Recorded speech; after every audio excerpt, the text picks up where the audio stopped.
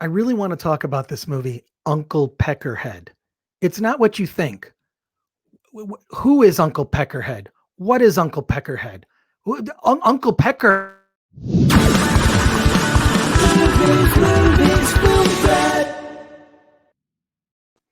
Welcome to the Film Threat Podcast. I am Chris Gore, and I have seen a movie called Uncle Peckerhead. It is a horror comedy. There's music. It's not what you think it is.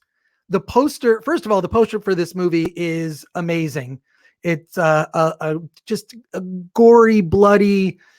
Uncle Peckerhead is featured prominently on this poster. But to explain it to us, the director, Matt Lawrence, is here to talk about Uncle Peckerhead. How's it going, Matt? It's going well. How are you, Chris? How are the fans out there? I don't know how the fans are out there. I'll tell you this: after people see this movie, you're going to have some fans from this film. It's to me, I don't know. This is a movie that I wish I had seen at the drive-in, because it has that kind of drive-in vibe of like it's a crowd pleaser. There's some gory parts of this movie that are shocking, but it's also at its heart, it's a comedy. There are many comedic aspects. Where the hell did Uncle Peckerhead come from? Well, originally it was an Adult Swim series that I wanted to pitch. So it was the original like seedling of an idea. Involved a group of punk kids living in this row house, and inexplicably they have this hillbilly redneck older dude that just lives with them and would give this sage-like advice at the end of every episode. So it was kind of like a punk rock Full House with a redneck Mr. Belvedere. And what happened was that idea just kind of started to morph and to change, and I had this opportunity to kind of like jump in June of 2018 with a bunch of friends that kind of had time to work on something bigger. So we decided to kind of take a lot of those ideas, a general conflict from one of the episodes, and put it into a feature film. Well, see, now that you point that out, that totally makes sense, because aspects of this movie are so weird, and it does have that kind of like Uncle Peckerhead. First of all, you would think from the poster, right, that that's the villain, we're gonna hate this guy, but mostly the villains are the people that are encountered on the road. Those are the real villains of the story. But I felt like, well, this is a zombie movie. It's not a traditional. You have your own completely different set of rules for how Uncle Peckerhead functions, and I love the fact that they're mostly go unexplained and just sort of accepted, like a sitcom. Like it's just like, this is the situation, that's the way it is. How did you pull this together with the cast and kind of explain to them, look, here's what I'm going for? What was the reaction when they read the script and heard what the premise was? I mean, so the guy who plays Max in the film, one of the band members, also wrote all the music, and he's been like a best buddy of mine for a decade. So it didn't take a lot to convince him, because he's always game for whatever kind of like demented ideas or like a lot of our friends have. But the three other roles, Peckerhead, Judy, and Mel, we did an audition process. We did a few casting calls, and I mean, luckily it really worked out that they were all our first choices, and also they were pretty much game for a concept such as this. And even especially, like, one of my biggest worries was, one, finding someone to play Peckerhead. But also, it was going to be an older actor, and I had never really worked with an actor that, I mean, it sounds crazy, but an actor over 40. And especially given some of the things I was asking David Littleton, who plays Peckerhead, what I was asking him to do, you'd be worried, because he's a real deal actor, and he's spent a lot of time in theater. So I was really worried that he wouldn't be open to some of the more kind of like wild, crazy, kind of batshit moments. But David is such a lovely human being, very like trusted me. I in turn really trusted him, and he loves horror movies. So it was not it was an easier transition than I thought. And I think all the actors, really kind of trusted the idea, and they kind of just brought their own mode of insanity to an already insane script. Well, so wait, did your friend write all the music, including like the metal that's in there? There's like some punk and then the metal too.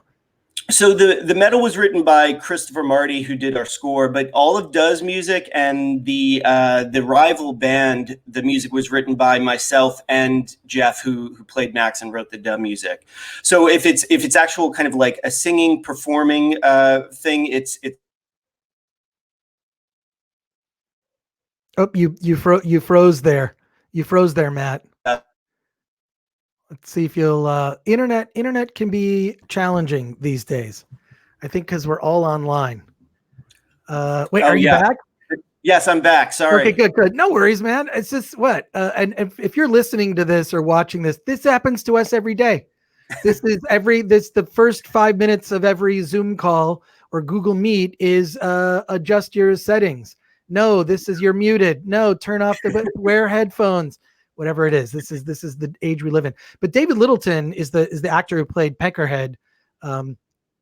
He's fantastic. I think the thing is, it doesn't surprise me that he's like a serious actor because he sells the concept so well. And I feel like you need that kind of gravitas. I feel like the reason that Star Wars is still a thing today is because Alec Guinness, with no special effects, just explained what the Force was. And you're like, oh, wow, that's a real thing, the Force. So that's just acting.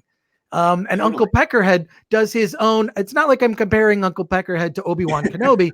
I'm just saying that in order to explain something that's fantastical, it cannot only be achieved through the use of special effects. It has to be, you need an actor to ground whatever the fantastical element of the film is. And this is something that there's not a movie that this you can put in a category in horror that like is this type of movie. It's not werewolves, it's not vampires, it's not zombies. You created something new, which I don't even know. I don't want to ruin it, but it's original and different and weird, but it all leads to a lot of gore. Let's talk about the gore. Sure. Oh my God, your cast must have been incredibly patient for parts of the movie. I mean, all right. Yes. Uncle Peckerhead. Yeah. It's going to get, covered in meat and gore. The cast though they're getting splattered constantly. Tell me about doing the gore effects, and were some of those enhanced with VFX or was it all practical effects? All practical. And that just speaks to Jared Ballag, who did our special effects, absolutely incredible. And yeah, I mean, for those that have not worked in film and worked specifically with practical effects in film, it is a long, arduous, time-consuming process where you're always working against the clock. So yeah, I mean, it is, for the metalhead scene, for instance, that took 2 full days. And it's really just, most of the day is just spent on one specific moment that on film lasts maybe 10 seconds max. But you're really like, there's a lot of setup. There's a lot of, especially all of the makeup we did was practical. And it's just, it's a time consuming process. And even I done a few short films that used prosthetics and some practical effects. And you're never really prepared in terms of your preparation, in terms of your scheduling.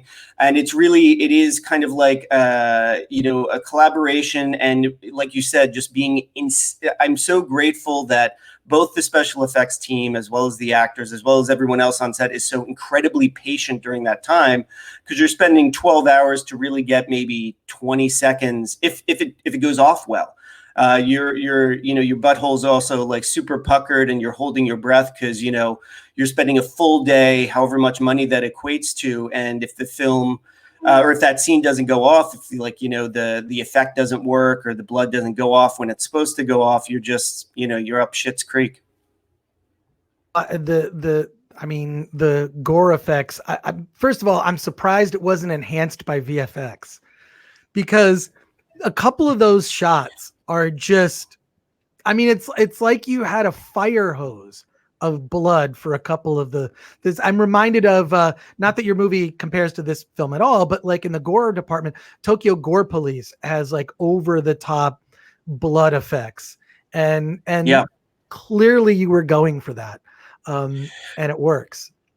Yeah, I mean, even like it's kind of it's a shame that we were limited. I mean, given the budget we had, I mean, Jared completely like annihilated what little means he had to work with. But we really wanted to go even more over the top. Like, I mean, hopefully, when people do see the movie, hopefully they're kind of titillated by this. But I mean, for stuff we want to do in the future, I mean, sky's the limit. I wanted it to be practical. But I really wanted to go even bigger, but just due to not having the time or the budget, we kind of had to, we really tried to contain it to like 4 or 5 scenes. Well, I think it totally works that way, because knowing the premise, I think that part of the tension is the fact that when things go bad, they go really bad. Like, yeah. So I actually think that, like, you know, maybe not having as many scenes is actually worthwhile, because you're kind of freaked out. And one particular character, you're the lead, she's really freaked out about what might occur, which is so bizarre. What I find really funny is that you mentioned, I didn't even think about this, you mentioned sitcom. It totally fits that, because the idea of just like taking like a bizarre premise and then just like, okay, we just accept it. That's the rules. That's the rules of the universe that we live. It totally works. So you said you were thinking of pitching it to Adult Swim. Is that something that you ended up doing, or talked to them, or showed them the movie? I mean, I don't know if they ever saw it, but it's like, you know someone who knows someone who's an editor for a show, and they can talk to someone. So like you pass along, like, you know, your kind of lookbook and, you know, a few short scripts. I don't know if they ever saw it. If they did, they passed. But yeah, I mean, and even just in terms of like, I'm really glad you kind of picked up on just kind of this general acceptance is like in the early feature drafts for this film, I actually tried to kind of like put in a lot more kind of the lore and the explanation. And it was my wife who actually was the production designer and wardrobe on the film. She's like, you know what, just have him kind of give like a very basic kind of premise for why he is the way he is, but with no explanation, no real backstory. And just like, if the movie is like really kind of working up until that point, it'll continue to kind of like, you know, go forward. And yeah, I mean, she was totally spot on. Obviously you did well in the marriage department, because I think that's a great note. You know, we live in a time where just like stuff is just like way spoon fed. We don't need every explanation. I don't need to know how the Force works. It just works. You know, yeah. This is what it is. That's why I pointed out that, you know, Obi-Wan Kenobi, Alec Guinness, this is the Force. And I feel like Uncle Peckerhead just sort of matter-of-factly explains like his predicament. And then that's it. That's okay. That's the way it is. Yeah, your wife could be doing script doctor work with that. I think the opportunity is, it's like, why explain everything in a first movie? There could be an Uncle Peckerhead 2. You don't know. There's a way to have a sequel. Okay. I believe maybe you left yourself an opening for things that could occur. You never know. But Matt, any final thoughts? Because the movie is just super fun, and like the type of horror movie I like, which is a horror movie that has a sense of humor and knows itself. I mean, I just wanted to thank you for taking the time to talk about the film. And even though I know you say you're not, I'd love if we could like take that pull quote of you comparing it to Star Wars. We can maybe throw that in somewhere. I think it'll help us with promotion. Some SEO might, it could really help us out. You okay? Yeah, add that. Whatever I said, just transcribe it. If I said it on the podcast, it's a quote. It's a quote about the movie. Just seriously, it's use that in your marketing. No. But I just wanted to say, I really hope people watch the film when it's released on VOD and digital on August 11th. That's a Tuesday. Please tell your friends if you do like the movie. And thank you so much for having me.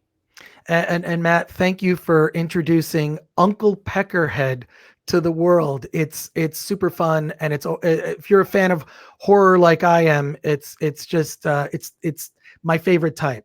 So I appreciate it. I also want to thank our sponsor, Storyblocks. If you want to be a filmmaker like Matt, go to storyblocks.com/filmthreat. That we have a deal for filmmakers with all sorts of tools, stock footage, that will just take your low budget production to the next level. Matt, thank you so much for talking to us on the Film Threat podcast. Thanks so much, Chris. Take care.